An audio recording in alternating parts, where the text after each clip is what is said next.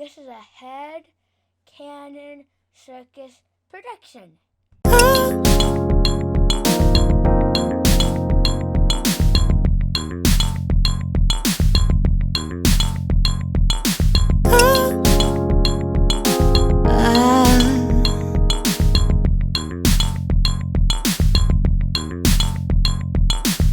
Florida? You had to go to Florida to get those? What? Now they sell Pepsi in Georgia. Oh, you know what I'm saying? They ain't gonna worry about me, man. Pepsi ain't gonna do nothing to me. They're making too much money to care about this one can. Yeah, okay. Dang. Did you have to hit the secret code? Hell yeah, you know what I'm saying? I got it up north, so they don't know nothing about it down here. Oh, there you go. There you go. Well, y'all, what's up? What's up? Once again, it's another episode of the Gladiator Cypher podcast. It's your boy, the Thugnificentennial Man, aka Uchi Wally. But it's Wally like the robot. That's funny. I got one more. Oh my god, the Mandalorian candidate, aka Pseudonym Slim, coming back at you live once again. Got my co-host here. What's going on, fellas? Nothing, man. We in the building. What's the deal, man, with these crazy ass kids and shit? See, sound like they got that Kwame Brown energy going on right now. Yeah, definitely. He out here acting crazy. I don't know what's up with him. Man, let's jump into it. So we've had it's been almost like a media storm with this dude. He's releasing so much content here. I say in the last couple of weeks. I think this all started. Forget what show it was. You're gonna have to pick up on that. But basically, people were kind of getting down on Kwame Brown's career. You know, with him being a first round pick and everything, and not panning out, I guess, the way some folks would have imagined a first round pick's career going. And I think his main rebuttal is like, look, you know, I was in the league 12 years, a family straight, everything. Like, what more do you want? To me, that's success. How do y'all feel about this whole Kwame Brown situation? Feel free to go into a little more detail. All the Smoke with Matt Barnes and Steven Jackson, and I think Gilbert Arenas was the yes. host. Yeah, I don't think Gil really took no real crazy shots at him. No, he didn't. I didn't think it was too bad. I don't know. I think Matt Barnes and Steven and Steven Jackson they gave him a couple shots, but I don't think it was that bad. But I think this is a product of like PTSD, man, for Kwame Brown and shit. You got to deal with fucking Mike and Kobe in your career as a number one pick, and you got these niggas as the leads. Like, Buddy ain't said. I've never heard this guy speak until now. I've never heard his voice until now. Never. Not a press conference. Not nothing. I've never heard this man's voice until now. You know what the next video got to be? He got to go smack at Mike. You said what? He got to go right at Mike. Like, no, I've been pulling this back. I don't think he go like. I was reading something and I kind of agree with it. He hasn't, like, when the Legends was coming at him, he knew what time. Well, he took the criticism is what it is. But I mean, I'm not gonna let Matt Barnes talk shit about me. Yeah, like he said, you drove 500 miles because your shorty was getting crunched. Someone's going to open your door. Moving back to school just to show up, got class. Look here, man. When a nigga starts singing R. Kelly on you, you know you getting clapped. You know you're getting clapped when the jokers are singing. No, I'm with you. So, like, All the Smoke podcast, and we went over that. The problem is, like you said, Gil was just saying when he got there, Kwame was like being hosted up as if he was going to be the guy now because Mike had left. And they were saying, I guess he said Stackhouse was the one that was like, yeah, if you averaged 5 points last year, which that's what Kwame averaged, you ain't all of a sudden going to average 22. So, like, you know, basically saying the team is Gilbert's, and that's what Gilbert was like. He was like, oh, okay. The other two, you know, I like Steven Jackson a lot, so I feel bad saying, like, talking shit about Steven Jackson, but, like, Steven Jackson was an undrafted dude. If Steven Jackson never made anything of his career, nobody would have cared because he had no expectations. True. Matt Barnes, like you said, if you Matt Barnes, you got to fall back. Like I said again, you can't have another dude take your woman and take out your kids and be, your kids calling that joker stepdaddy Fisher. You can't say nothing. You disqualified. But right. I like to go to the fact that like Kwame's right. Like you an 18-year-old dude being hoisted is supposed to be the franchise of this team. Then as you in that seat, the greatest player of all time decides I want to play. Mm-hmm. Then while you in that, so you're 18, your body ain't developed, your mind ain't developed. The greatest player of all time is now trying to make you develop into something that you're not, or probably not ready for. Like it just a lot goes on with that. And then we know Michael Jordan can be petty. We know he can be that boys club. We know how Jordan get down. Let's not act like it's a hidden mystery. Everybody's like, oh, the Last Dance. Well, man, we knew Jordan was like this. If you read the Jordan rules back in the day, Jordan was a dirty dude anyway about that. Mm-hmm. So this ain't nothing new. The problem is that like, unlike even Kobe, unlike MJ, MJ got to go to college for 4 years, 3 years. Kobe came out of high school, but remember, Kobe didn't play much his first year. People won't remember. If you remember, Kobe shot that air ball on a game winner, a buzzer beater, and everybody was clowning Kobe for shooting the air ball. So the pressure wasn't ramped up for them because they were neither one of those guys were number one picks. Kwame Brown can't, he can't hurt. I mean, he can't. It's not his fault he was picked number one, point blank. Yeah. Like he didn't pick himself. He didn't draft himself number one. So, granted, was he probably the best player coming out of that draft? Who knows in the NBA, man? Because a lot of times in the NBA, a lot of the first round picks, I mean, you go with LeBron, maybe Iverson wasn't the best because Kobe was in Iverson's class. Like it's very few first overall picks in the NBA that end up being like the franchise guy. Remember, Elijah Wan was number 2. Jordan was number 3. I think Sam Bowie was number 1, I think, that year. Sam Bowie, broke leg ass, was definitely number 1. Yeah, so I mean, like, he broke his leg out there walking to get some water or something. And so Kwame's right. Like, if you go down these lists of first round picks, this dude played in the league 12 years, 13 years. Like, I get it. He wasn't lived up to the expectations of the first overall pick, but to call him a bust, like you said, to be calling him a bust on the level like of Jamarcus Russell. The joker that was worried about was wearing snowman chains on the sideline. Nah, man, we can't do that to that man. Hold on now. Kwame Brown was a bust. Let's just keep we can't call the joker a bust. You played 12 years. Can't call him a bust because he played 12 years. And the most he averaged was what, 8 points? Yeah, a bust for me is somebody that flakes out of the league. Like you got drafted and you couldn't hack it in the league, and so you busted. You like we've all bust. Bro, we already hit our head on the ceiling. You bust. Nah, bro. It's a lot of niggas that's bust that stayed in the league that was supposed to be. The state of the league for 12 years? We talking basketball, we talking football, anything. I'm talking basketball. Oh, all right. Yeah, him. What's the scrunchy face nigga name? There's a lot of them in the NBA, bro. I can't. Big face, not Odom. What was his name? Yeah, Greg Oden. Yeah, the one that look like LeBron granddaddy. Yeah. I could have played like 5 years. What are you talking about? Nah, it's a couple. Come on, bro. Like this nigga was supposed to be like the next, because he was a 5, right? Kwame Brown was a 5, right? Or was he a 4? He should have been a 4, but yeah, they put him at the 5. They put him in the 5, right? Yeah, nah, bro. He was just. I was looking at his stats. He was a bust.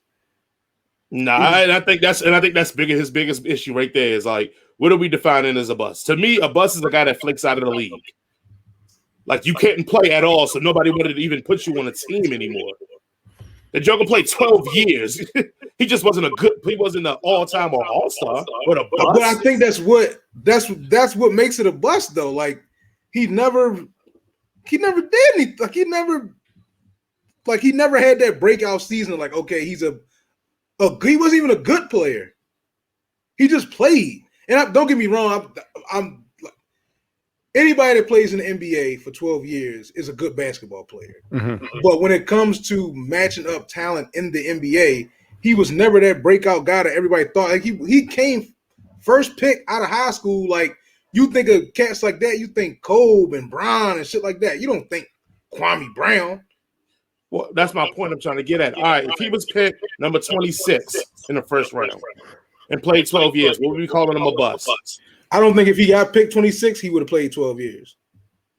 I think he would have been cut after that first contract. But because of his name, I think because of his name and the hype that was around him, motherfuckers took chances on him. For 12 years? Yeah, bro. You got the first 6 was with Mike and Cole. Come on, man. Ain't nobody taking 12-year chances on nobody. Bro. You can't even get a 12-year His first year, he averaged 4 points. Second year, 7 points. Third year, 10 points. 7 points, 7 points, 8 points, 5 points. Like, come on. Like, why are we still taking chances on it if it's not just for the name? What else is he contributing? His rebounds. You 7 feet. You averaging what 5.5 rebounds? Like, what are we talking? Like, he's stumped. How many minutes he's getting though? You saying all this? That could have been playing like 3 minutes. Nah, average for the career 22 minutes. First year 14 minutes, 22 minutes, 30 minutes, 21 minutes, 30 minutes, 30 minutes, 30 minutes, 22 minutes. He in the game. EA Sports. EA Sports. You at the rim, G. What are we talking about here? And I'm not gonna say that warrants a high level of disrespect from fucking Matt Barnes. Like, no, I don't think it warrants that. Steven Jackson, I give a little leeway. He had a couple seasons where he was averaging like 18, 20, 22. I get it. Not Matt Barnes. No, not Matt Barnes. I feel him on that. Like, we're not gonna do that. Like, you're not going no fucking way. But he was in the game, bro. He was in the game. He just stunk it up. I'm not gonna go bust, man. Like I said, bust is that's washing out the league, man. Like, I can't go bust on a guy that played 12 years, man. I'll put it this way: if any of us say 12 years at our job, I can't call our careers a bust. I don't know, bro. You could be disappointing, but not. You still got to produce, right? Maybe a letdown. Be disappointing, yes, like a letdown. You still got to produce, though, bro. He produced. I agree with that, but I'm saying someone thought enough, and it could just because he was 7 foot. I think it's more because he was 7 foot less than he was Kwame Brown. I think Joe could see a 7 foot and go, well, that don't grow on trees. We could put him in the middle of our stuff and then let him do his thing. So I agree with you there, but like I said, I'm kind of siding with Kwame on that. Like, I can't call a 12-year vet a bust. I can call him disappointing, underachieving. I can call him a lot of words, but a bust, like, it's jokers that he was in the same draft class with that didn't play 12 years. The length of the playing don't really, like, fucking Tim Tebow was back in the league. That don't mean shit. He was a bust. Tim Tebow ain't played over 6 years combined in the league. That's a fact. And we ain't gonna act like Tim Tebow. That's straight. I mean, let's go. Stephen A. said it best. That's some white privilege. Come on, man. It's definitely white privilege.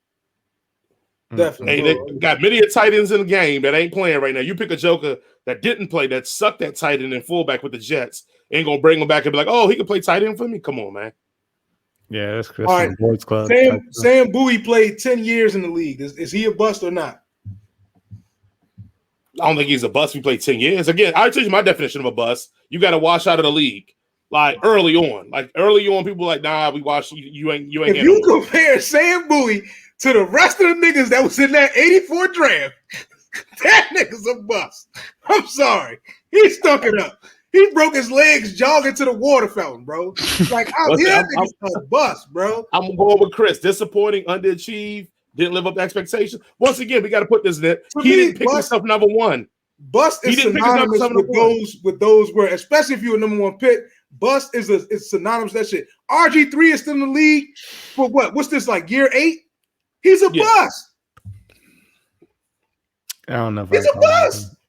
RG3's not a bust. That's different than that. That's different than that. That's different. When we going off the years played, Hold on. Let me explain why that's different. One, he suffered a real injury that changed his career. So did Sam Bowie. Hold on. And again, I said Sam Bowie ain't a bust. So I'm consistent here. Two, we know how black quarterbacks are treated in the league, and name black backup quarterbacks. They don't really exist. You know why? Because they don't think that we could do backup jobs. If RG3 was white, he would still have a job right now in the NFL. He still is in the NFL. He's been backing up for the last 3 years. I thought he retired from the Ravens. When, this year? Just now? Yeah. Oh, I didn't hear that. All right. But let's be real. There's still 3 years of being a backup. If RG3 was white, he would have had many chances to be a starter, and he would still be in the league as a backup right now. Prove me wrong. Tell me that it ain't like that for black quarterbacks. Name black backup quarterbacks. That's a fact. So I've been saying, like, his situation, I wouldn't call a bust. The Joker won Rookie of the Year. I'm just saying it ain't a bust. A bust is Jamarcus Russell. If you want to see a bust, that's Jamarcus Russell played, what, 2-3 years? That's a fact. Never heard from him again. That's a bust to me. Like the RG3 league literally pushed you out. RG3 is a bust too. He was uncoachable. He couldn't fucking read defense. I agree. Like, he was horrible, man. Come on, man. That bust is synonymous with underwhelming, a disappointment, bust. They're the same fucking word. Like, it's synonymous. Ryan Leaf is a bust. It's a bust. Hell yeah. But he only played 3 years. Again, I'm keep being consistent. The guys I call bust washed out of the league. They couldn't find a role in the league anymore. I don't know, man. If you riding around, the only thing they bust their ass out of the league. That's what they did. The only reason BUS and bust their ass out of the league. The only reason why RG3 was still in the league is because he had half a wheel. Nigga broke his own ankle. I don't know how the fuck he did that shit. God damn. He broke his own shit. And this, all right, I'm gonna back up off that because that's a personal beef. And I can feel it coming. I can feel the personal hate coming out right now with me and RG3. Because he fucked up our progress. You know what I'm saying? So there might be a little personal and shit, but to me, he's a bust. He can't, like, he was uncoachable. He thought he was a prima donna. He had a brand and all this other cool shit. And he wasn't working on it the same way. You know who else was gonna be a fucking bust? Had a white woman. Go ahead. So that's definitely part of the reason. You know who else is gonna be the bust? The other black kid that just left, fucking Waterhead kid. Dwayne Haskins. Yeah, same thing. Unfucking coachable, can't read the defense, can't hit motherfuckers wide open. At least be, if you don't got it, at least try to learn how to do the shit. He gonna be the same way, a bust, and he don't even have. He was first black quarterback that can't run. Damn. Now you had Byron Leftwich in there. Oh yeah, bro, Leftwich. Well, at least Leftwich can fucking throw the ball. That's true. He can't throw the ball and he can't run. That motherfucker look like me running out there. Like, you might as well be 330. That's crazy. But I don't want to keep shitting on Kwame Brown though. I if we don't want to call it, he had a disappointing career for somebody who was a first round draft pick coming out of high school, whatever. But whenever you keep talking that shit, I'll be coming for your ass. What is not a bust is this nigga's social media career. Yeah. And he is on these niggas' ass. You hear me? Oh, I remember bad. Y'all want to hear a little something from Brother Kwame? We gotta get a little something from Kwame. You gotta give I'll give a little something from actually, we should do a who did it better. I got the Godfrey one up too. We should do a who did it better. Godfrey and Kwame. Yeah, we get Kwame up here for it. If you guys are listening on audio, I apologize. We're pulling up the clip now. Kwame Brown responds to Charlemagne, basically, after Charlemagne did that punk move and sent him a cease and desist letter. It raised up around me. And you say it's public records, but you never looked up those public records. So just one day you forgot. You said you forgot, and it just came to me. You thought about it the other day. Something just made you think about Kwame's daddy and public records on Kwame's daddy. And you had to go on White Daddy's show and say Kwame's daddy. Ooh, where the gunshots at?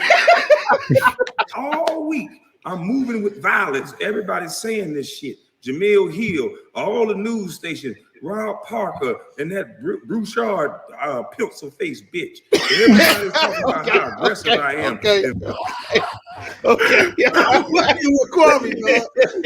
I ain't gonna hold you. I'm tired of Jamil Hill ass too, bro. All of them, bro. I'm tired of all of them. All right, let's get the brother Godfrey and see who did it better. He said he tired of Jamil, all of them, huh? Oh man, Godfrey, a wild boy, man. Go to pencil face bitch. All right. Yeah. See, you done fuck with the wrong nigga. Bitch ass nigga. You motherfuckers have been talking shit about me. See? But you done fuck with the wrong nigga. Bitch ass nigga. Stephen A. motherfucking Smith. Your bitch ass. I should punch in your motherfucking forehead. Bitch ass. With your no neck wearing ass motherfucker. Talking shit about me for 10 motherfucking years. Stephen A. Smith, you a failed basketball player, right? Yeah, you can't play no motherfucking ball, huh? but you want to talk shit about niggas. I'm getting tired of your motherfucking forehead and your motherfucking hairline, nigga, all the way back on your neck, nigga. Nigga, you done fucked up. You fucking with a Geechee, nigga. Geechee, boy. Tell you that right now, motherfucker. Oh, You gotta see his Paul man. Mooney one on the side note. That joint is hilarious. Go on his Instagram. Oh man, I'm crying, man. That's it said that hairline back to his neck.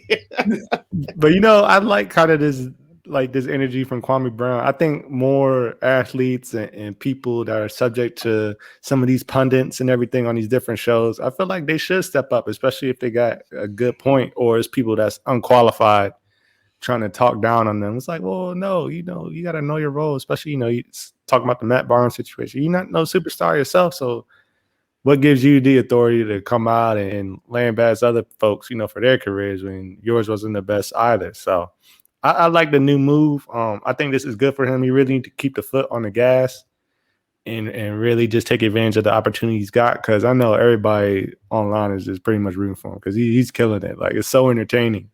So hopefully he keeps it up. But I kind of like this flipping the script back on the attackers for once and getting some gain out of it. So that's dope to me. But moving along. So we had some music released over the week. I know personally, I listened to that Currency project. Let me pull it up here. Covert Coupe. So this is a joint project with Currency and The Alchemist. So they worked together in the past. It's about 10 songs, 28 minutes. Solid Currency project. If you're a Currency fan like me, you're going to get some of that, same old good old spitter, same, style of rapping. He's talking about the cars, his firm, the label, things like that. So it's definitely a good project. I recommend you all listen to it. And then Nick, I know you listen to somebody, I don't even know how to pronounce his name. Tell us about it. Mach-Hommy, the joint produced by Westside Gun. Okay. It was cool. Pray for Haiti. Mm-hmm. Cool 16 tracks, regular hard bars over R&B S type beats, old school soul beats and shit. Okay. A lot of decent features on it. I think did he have Stove God on there? Westside had Keisha Plum. Mm-hmm. Westside, who else was on that joint? Stove wasn't on there. Melanie Charles.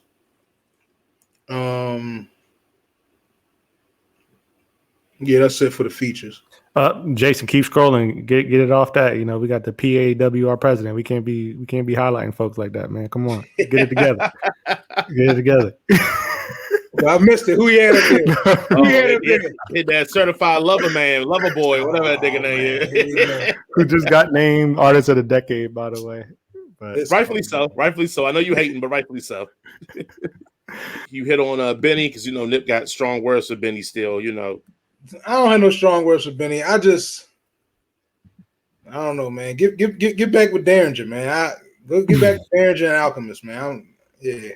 I listened to it. It was okay. It was him and Spesh. The bar is not gonna fall off, but that same flow from Benny. Excuse me.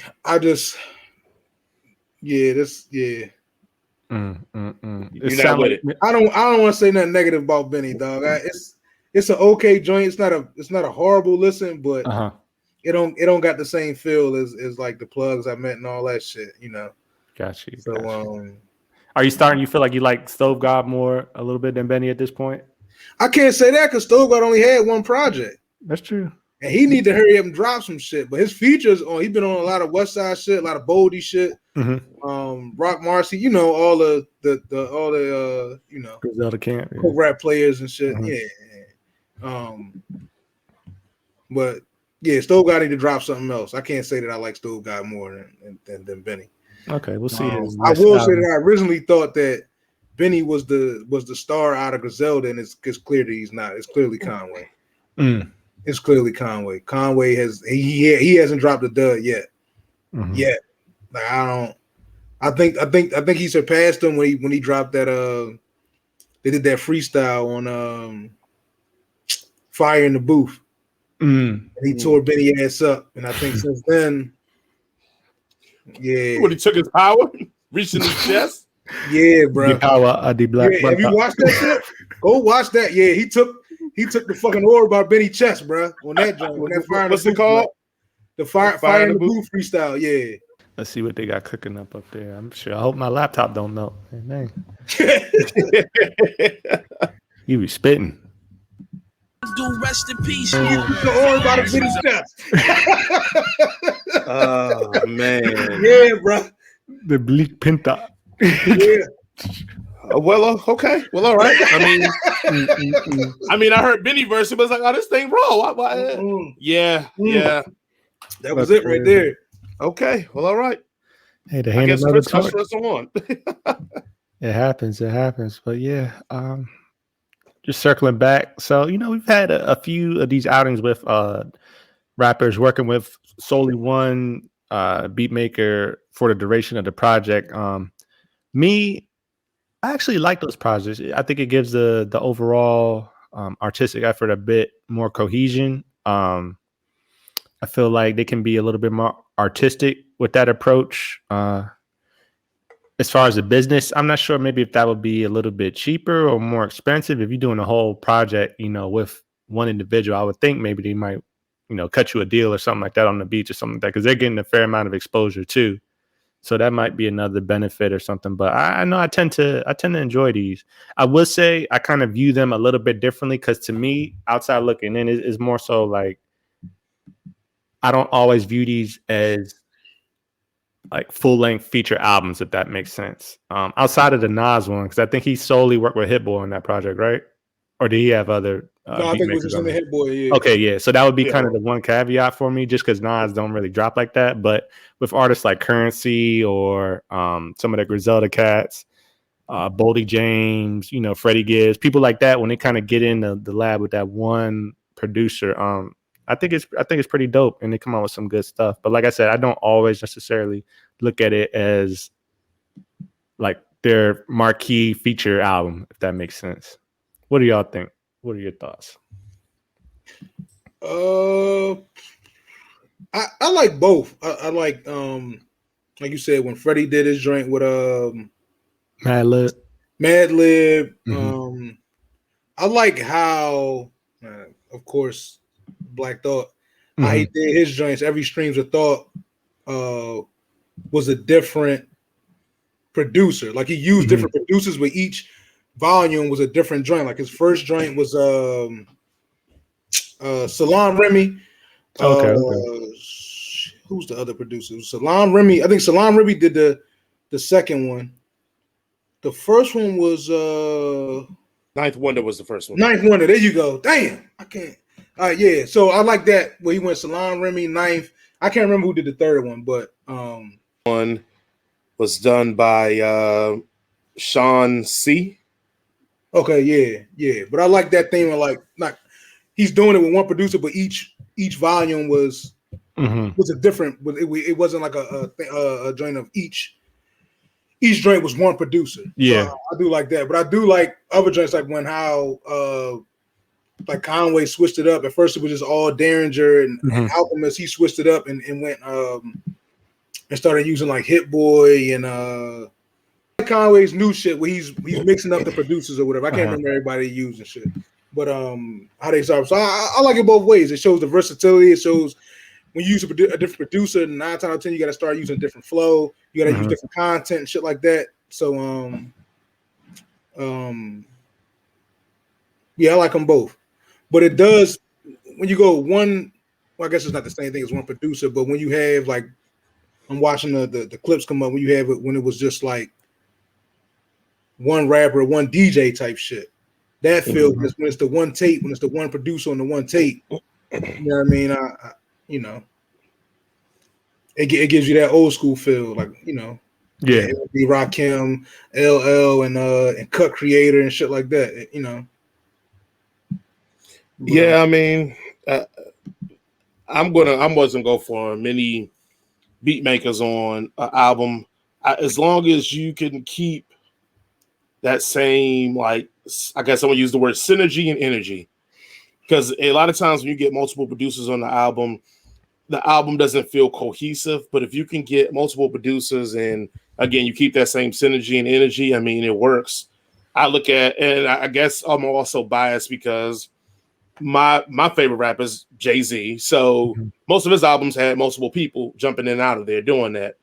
Most of the albums I probably rock with on a full basis probably had the whole situation with different producers coming in and doing work. But the outliers are always the outliers because you get the outliers like Kanye's first 3 where he made predominantly all the beats or had a hand in every single beat and song that was made. So you get those. We just saw the clip with Wu. The RZA pretty much did every single beat for them until they kind of got a little bougie on his ass later on, and they started bringing in other people because they wanted, change the sound. But at that point, RZA was doing all the beats, so it goes that way. But I think also I look at albums like Big's albums. Like I feel like Big's albums didn't have one beatmaker. Like we know it's one producer because Diddy wasn't gonna miss no checks, but he had multiple beatmakers on there. So I'm always gonna be in favor of multiple producers, but I think you have to be a strong enough artist to come in with multiple producers and let them know kind of what kind of album you're crafting. Because I think if you go on multiple producers and maybe you're a newer artist, you're probably going to have more of a habit of letting them dictate to you what the song and album should feel like. And then you're getting 4 or 5 different people telling you what your song or album should feel like. And then it never feels like a complete album. So I'm always going to rock with multiple producers as long as the artist is strong enough to have a vision of what his album is. If you don't have a vision of your album, then cool, work with one guy because then you guys can craft that vision together and make that feel connected all through the album. So that's my thoughts on it. Dope. Yeah, I like the point you brought out about kind of having that strong vision of what you want your project to be. Especially, I think that's important with people's debut albums, right? Where you don't get afforded as much room for creativity. People will generally want certain things from, you got to have good beats, you got to have good bars. You can't really get too far out there on your initial outing. So I think that's a good point you brought up about really making sure you know what you want going into it if you're going to be working with a lot of different producers. So speaking of pushing boundaries, I know you all have seen Tropic Thunder. It's almost a classic at this point. And we frequently question ourselves as to why Robert Downey Jr. didn't really get any, I shouldn't say any, he didn't get much pushback back then when the movie came out, even though he acted in blackface. Fast forward, and now he's starting to get pushback for acting in blackface. Gentlemen, how do you feel about this? You rocking with Robert Downey in the movie, or you think it was whack? Yeah, I'm rocking with him, dog. Like my man said, he's the dude playing the dude disguised as the dude. Like, what else does he have to say? I think Jay got a clip now. You're going to go ahead and play it, Jay. There were times when I was doing Jack that I actually felt retarded, like really retarded. I mean, I brushed my teeth retarded. I rode the bus retarded. Damn. In a weird way, I had to sort of just free myself up to believe that it was okay to be stupid or dumb. To be a moron. Yeah. To be moronical. Exactly. To be a moron. An imbecile. Yeah. Like the dumbest motherfucker that ever lived. When I was playing the character. When you was a character. Yeah, I mean, as Jack, definitely. Yeah. Jack. Stupid ass Jack. Trying to come back from that. In a weird way, it was almost like I had to sort of fool my mind into believing that it wasn't retarded. And by the end of the whole thing, I was like, wait a minute, I flushed so much out. How am I going to jumpstart it up again? It's just like, yeah, right? You was farting in bathtubs and laughing your ass off. Yeah. But Simple Jack thought he was smart, or rather didn't think he was retarded, so he can't afford to play retarded, being a smart actor. Playing a guy who ain't smart but thinks he is, that's tricky. Tricky. It's like working with Mercury.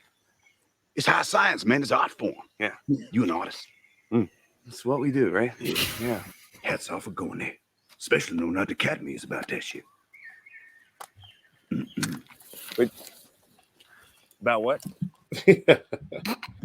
I was gonna get to the part where we were like, you never go full, retard, but we already in enough heat already. We damn near one show away from getting canceled anyway. Who made so this we movie? might as Warner well. about to come after us, man. Who made this joke? Shoot, they about to. Yeah, we almost, yeah. But look, I rocks with Robert Downey Jr. So it's very little unless I just see him somewhere just popping off the N-word. It's gonna be hard for me not to rock with him. And the thing when we were talking about this, like I text him like the thing is like, all right, yeah, he's in blackface, all right, and we should quote unquote play everything equal. But I think in the movie, one, it's part of the joke that he was a method actor, so he made himself, changed his pigment of his skin to be black because he was a method actor. But two, every time homeboy get a little flagrant, like the black dude, was it Brandon Jackson or Brandon B. Jackson or whatever, he be checking his ass like. But he'd be like, "Oh, what do you mean, you people?" And then the real black dude was like, "What do you mean, you people?" Like, anytime he got real flagrant, like the black dude would check him, and he was like, "Oh, yeah, we're gonna get some hog maws, some collard green," and he was like, and then like he started like clowning him up, like, "Oh, we're gonna go and get some." He go, "Man, shut up, man, you're Australian, man." like so. Anytime he went like probably too far, we probably like, all right. He got checked, and so that was the movie's way of saying, "Hey, look, we know this is offensive, but we're not gonna let him be like he's not playing blackface to displace another black person or to represent a black person in a light that's unfavorable. He's playing blackface because he thought, as a method actor in this movie, which is a comedy, that a method actor would have to be black to get into the role of playing a black man. Like, man, I was with it because the joke is what is supposed to be funny and." If you can't be offensive in comedy to a degree, because some shit is a little off the line, but if you can't be offensive in comedy, I don't think you could be offensive anywhere else in the world. Like, comedy's probably the last refuge where you could still kind of get away with it.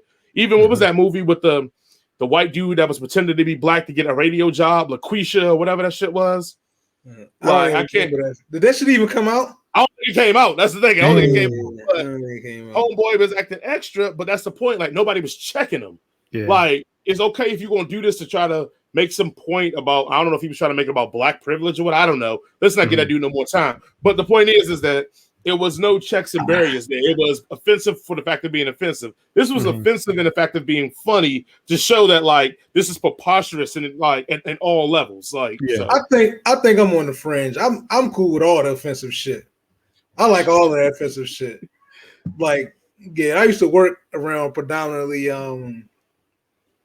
Caucasian fellas. I used to get them to tell me like all the black jokes, like the white people jokes that about black people that they never say around black people. Yeah, and them shits are funny, man. Like I like all that. The guy, that shit is hilarious, man. I'm cool with all of it. I don't give a shit. I don't give a damn. Slow down, Nip. Slow down now. I understand. I mean, I think I kind of agree with Nip almost too, because like I'm cool with all that kind of shit, bro. The point I feel like of comedy, like whoever is the butt of the joke is going to feel some kind of way about it. You're not really going to find too many people that are just cool with getting joked on or clowned at. Like, I think that's kind of the point. My thing is when like people go overboard and like just ham on one particular group all the time. If you got comics that kind of spread the love in air quotes amongst, different groups or different races and everything like that, and they just kind of coming at everybody, I don't really feel bad about it or singled out. But it'll be different if you had like one person that's all their whole career is based off of black jokes or stuff like that. Then it's kind of like, okay, where you coming from. But everybody's going to be the butt of a joke, just as long as it's not damaging or inciting any kind of violence and stuff like that. I think it's cool. Well, I mean, this is not my bad. Go ahead. I would say because I don't know. I feel like it's about to get into those me and Nip debates again, but we're not gonna go there. I'm gonna let him have. I'm gonna have his way. All I'm gonna say on the caveat of that is that if you got a dude that you're like, oh, tell me your black jokes, that is like some knock knock. What do you do when a black guy walks in a bar? Shit. All right, we like no. If it's like a back joke where they go, well, like somebody would say, tell me a white joke. I don't really have a white joke. I would just make fun of how white people are. Like now, if you wanted to make fun of how black people are, yeah, okay, I'm with you. Like, oh, let me go get my Jordans, but okay, yeah, I'm gonna laugh, I'm cool. But if it's like if a black guy and a white guy walk into the bar and the bartender says, "Nigga, get out of here!" Ha! Like, come on, bro. Like, we like. AJ, why do black men like basketball so much? You can run, shoot, and steal. That's messed up. Like, no. Oh no, it's bad. We can't have white people telling me that joke, bro. Like, you can't have white people telling me that joke. I guess I'm the only one that thought that was funny. That shit was hilarious, guys.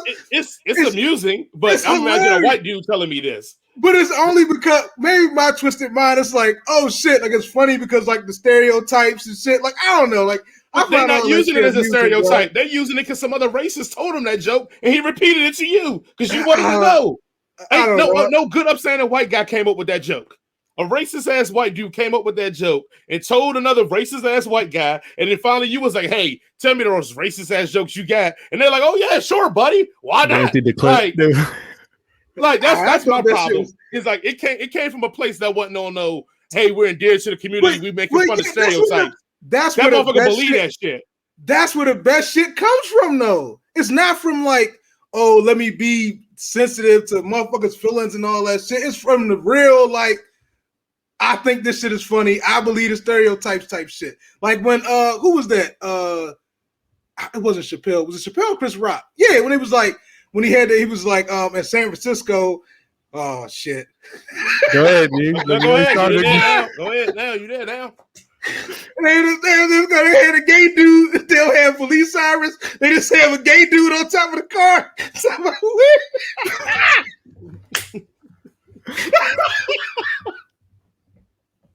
This is bad, right? The show is over. Can we get canceled? Like it's coming from a place that is not incarnated to be like, hey, we get along, so it's good that we can joke with each other. It's coming from a place of, hey, we're going to huddle around because we don't want a black guy to know this joke that we're talking about and make fun of them. That's my point. That's my only point. It's the reason why white folks. I don't know, bro. But you asked him. I thought he would have told you that joke if you didn't ask him to tell you jokes like that. He would have came up to you and been like, hey, he probably would have been scared to get his ass whooped. Yeah, okay, that's my point. Now, if it's really a joke, then why are you afraid of getting your ass whooped? Because you know it's fucked up and you know it's wrong. But it's funny. It's risky. I'm not knocking what's funny in that. Like, just like somebody told me this joke, like, what happens if you mix a Mexican and an octopus? And I was like, I don't know. He goes, I don't know either, but they'll pick a hell of a lot of oranges. And I'm like, God dang. Like, you only telling me this because I'm not Mexican. If it was a Mexican dude sitting right beside me, you would, man, you wouldn't say, like, that's my point is, like, would they tell this joke to me if they really just thought this is just funny and there's no racism? Like, I'm not racist, telling you a funny, fucked up joke. No, they would not do it. That's what I'm saying. Like, if you're afraid to tell me, then don't do the joke. Nip was over there cracking up for people who are watching the video. He is cracking up with that orange joke. Like, but you know what I just love fucked up humor, dog. I'm sorry. I just love fucked up humor. I know it's bad. Like, but I'm also the black guy who's like nothing really offends. Like, I was having it. Yeah, it's probably better. So, like, I've never had a conversation with somebody like that, but I've seen conversations with like, all right, well, are you offended by like white people saying the N-word and shit like that? It doesn't bother me. Like, is it wrong? Yes, I can acknowledge that certain shit is wrong. Like, yes, is it fucked up that groups of people have certain jokes about other groups of people that are offensive based upon the stereotypes? Yes, it's probably fucked up. But this shit is funny. Like, it just is. Like, I'm not offended by it. Like, if that's how you feel, that's how you feel. I can't change people's feelings and prejudices and all that cool shit. One, they're real, but two, they're based out of like ignorance. Mm-hmm. I don't know if I'm a like. There's probably a lot of shit that I think about other races and cultures and groups of people, gender, non-whatevers. And all that shit because it's not a part. It's just not a community that I'm a part of. Mm-hmm. So I'm not going to be offended if you're from outside of my community and you have jokes based upon stereotypes that your mom or your grandmom told you or whatever like that.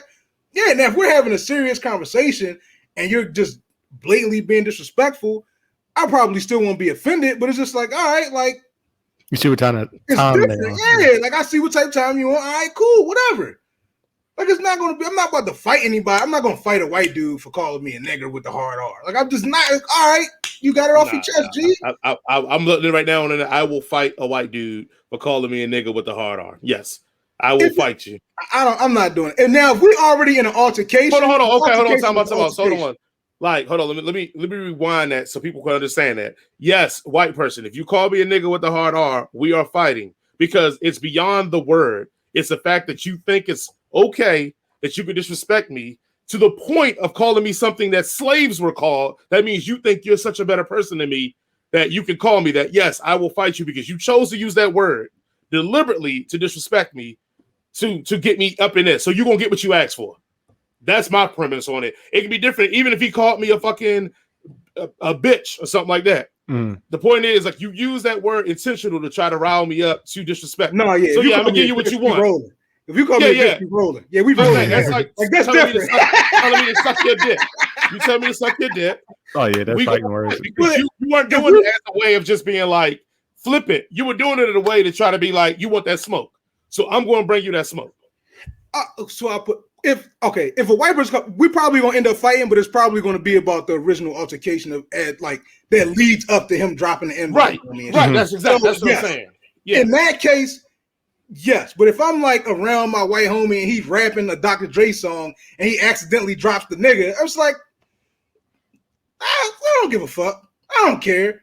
Like, and I know that's wrong because a black man's and I'm definitely super pro-black, but certain shit just doesn't offend me. Like, I'm more offended by like.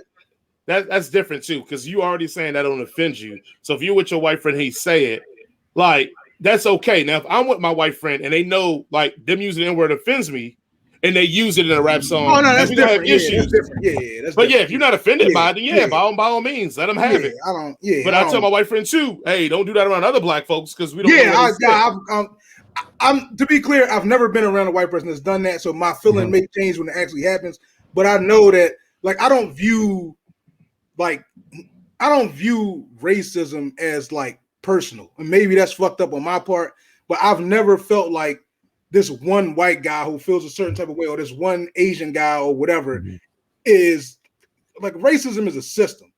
You know what I'm saying? Like, I don't think it's like when you think of these people who have these negative views of other cultures, races, whatever, it's because they've grown up in communities and families who have, I don't want to say instilled, but they've loosely like used these stereotypes, terms, and things like that around them. Like my grandpa, most Christian, whatever. You think he ain't dropped some racially fucking inappropriate shit at the McDonald's? Like, we in the McDonald's, if you go work here and learn how to speak English, like that's wild shit to say to a nigga in the drive-thru. Like, you get what I'm saying? Like, it's just certain shit from old people. It just happens, bro. Like, there's no way he can say that shit now in 2021. But in 88, when he said that shit, it was hilarious. I mean, it's still hilarious now, but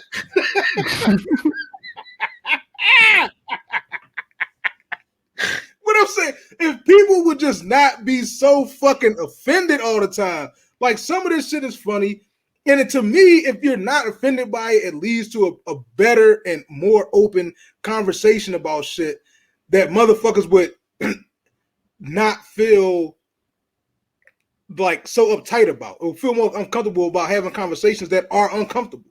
Mm-hmm. Maybe you're going to say something in a conversation that may be offensive that you don't even know is offensive. But if you come in lighthearted, like nothing really, like if you come in with thick skin, like, all right, nothing that this person is going to say that's going to offend me, whatever, you can have an open conversation. You can enlighten a motherfucking, you can be enlightened. I've been enlightened. Okay. Stop it. We come on, man. If you got a dude that's willing to have a conversation with you, then yes, I agree with you.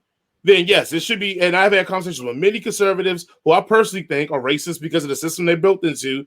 But I say the same thing to them, like, don't be offended to say what you got to say. That is a completely different thing, because that guy's coming to the table with his seat, willing to try to learn, or at least have a diverse conversation of debates or ideas or ideologies, whatever. That's a completely different method than what the hell we talking about on some person who got racist ass jokes between their racist ass friends, and they just told the black guy because the black guy was cool with racism.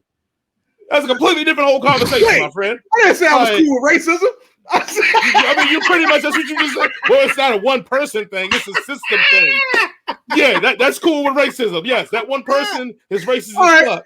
I'm and cool the with system has enabled them to be racist. I'm cool with a little bit of racism. Like, I'm cool with a little. Oh, we all are, and I agree. A little salt on that. Just a little bit. Just sprinkle a little bit of that shit on there. Mama's cooking. Mama's cooking. Yeah, mama's cooking. Just throw a little bit of that shit in there. We are all okay with a little bit of racism. Yeah. I'm just saying, I'm not trying to grab the racism and say, hey, let me know what goes on in y'all meetings. Right. Because you know what he's going to tell his friends? Oh, man, I was at work with this nigger, and he was like, tell me all these nigger jokes I had. And, man, he was cracking up. He loved them more than me. And he going to go on restaurant and get his eye dotted up because he's going to do that with the wrong nigga. All right, well, then, racism solved. He get his ass beat. We're planting the seed for the ass whooping. He's like, look, okay, yeah, that's cool. Okay. That's kind of you bring up that point, which is kind of it reminds me of Joe Rogan. He had a dude, I forget the gentleman's name, but he would go around and like meet members of the KKK. He was a black, I think, pianist or something like that. Yeah. He would go and meet them and kind of just through the friendship break down those walls to the point where the people was like, dang, I can't be a part of this organization no more, you know, based on my relationship with this dude and him kind of showing me the light. So I think it kind of works both ways. But I know you're mentioning the high school kids too. I don't know. To me, it seemed like almost worse when like little kids or like teenagers do it. They don't really get babies doing it. Yeah. They don't get all of the, like, they're not old enough to comprehend the reasoning behind it. It's like you're just indoctrinated at that point. It's like that's all they have known. It's like they're just super ignorant of everything. So it's like, God dang, they got you mad early. Already at the gate coming swinging. So, you know what I mean? It's kind of like, ooh. But adults, like, you're right, you know, they don't really faze me too much. I know with the whole N-word thing, I will definitely like, man, that's not cool. But I'm not about to jump down their throat about it. But if they keep doing it, I'll feel more awkward until I just remove myself from the situation. I just don't like dealing with that stuff because I don't want to be seen like the angry black dude every time something happened. I'm about to go off and elbow somebody in the throat. You know what I mean? I'm definitely angry black man, but like sticks and stones, nigga. Like, it's a fact. But I've had arguments with people like I think the worst word you can call me is the P word. Like that, I hate that fucking word. Like I hate that word. For female genital, I got dog. If you say that shit to me, that shit is automatic. Pokemon, smoke. Huh? I was saying Pokemon. That don't like to be called a Pokemon. Yeah, I like to call big ass Pokemon ass nigga. If you call me a Pokemon cuz, that shit is automatic. You might get popped. Like I might shoot. Like that. I hate that word, bro. I never use that word. Even if I'm talking about getting busy with a shorty, I never use that word, bro. I hate that word. I don't know what it is. It make my fucking balls itch, man. I hate that word, bro. I hate it. So that'll get you fucked up quicker than calling me a nigga. Oh Lord. If I was just walking down the street and somebody was like, man, I can't believe like these niggas in this state, I'm not gonna trip. I don't care. That's your problem, cuz. But if it's like we sitting in the grocery store and like we got some friction and then you drop it on me, then I'm like, all right, now we gotta because now you're using that word as saying nigga took the last job of Peter Pan. No. If we on that tip, yeah, I gotta run you this fade. Like that's just straight up. You just trying to say the worst shit that you could say to me. Exactly. You trying to dig in my shit. Like that's that's different. No. That's just as bad as dropping the P word on me. Like, yeah, I might pop it. I might give you a leg shot. Right. Recognize that prejudice on you. I might give you a leg shot because I don't want to shoot you.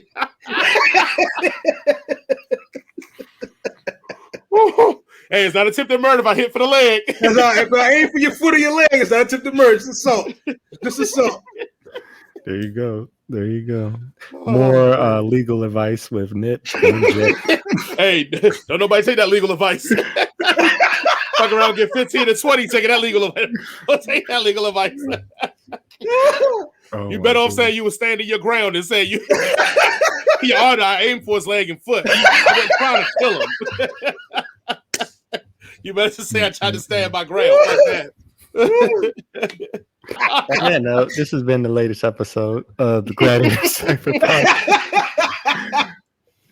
We stream on. You can find our videos on. Might not be streaming no more after the man. day. I don't know. Look, get it where you can. Shoot.